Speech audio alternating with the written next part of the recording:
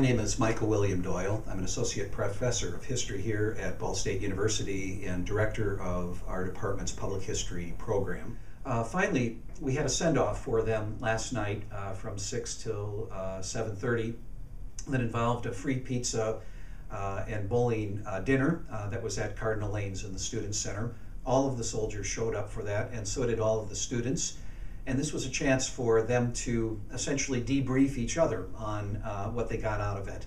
I know that the soldiers that I talked to last night, I think I had conversations with at least 12 of the 20 who were here, plus the public affairs officer, Sergeant Kelly Malone, who was here, told me that they were pleasantly surprised with how well prepared the students were, and they were struck by how the students were interested in them as citizen soldiers. Now bear in mind that this is an experiment that the United States entered into fairly recently. We've been at war for 10 years in Afghanistan, in Iraq, and it's the first time, these are the longest wars we've been involved in our nation's history, and the first time we've ever attempted this level of commitment of our forces in harm's way, in which all of the soldiers who are doing the fighting, and the Marines and the airmen, have been volunteers. We've always had a conscription or the draft in years past with this level of engagement. So we told the soldiers that we do whole life interviews. We are as interested in their military careers as we are in their lives as soldiers.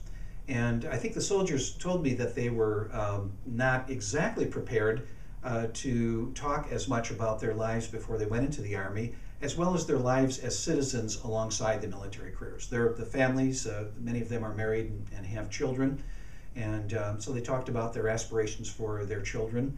They also gave us their perspectives on many of the current events that the military is faced with today, from the end of Don't Ask, Don't Tell, to the high degree involvement of females in the military.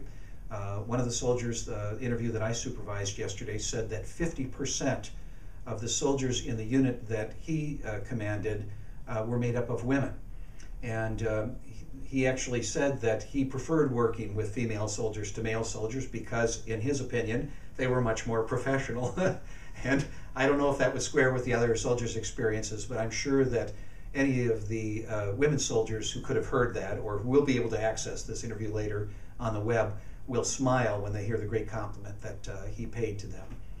I think the soldiers also became very introspective on how and why anybody today would be interested in the stories of their lives as citizens and their careers as soldiers.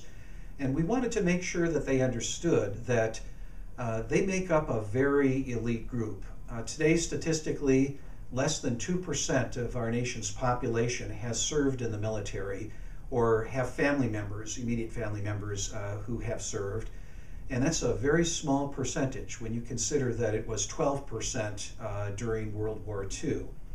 So I think many Americans are oblivious to the great sacrifice that active duty soldiers have to make and do so willingly on behalf of our nation's defense. And this is one way that we can get the stories of active duty soldiers out to everybody, not just Americans, but to everybody in the world.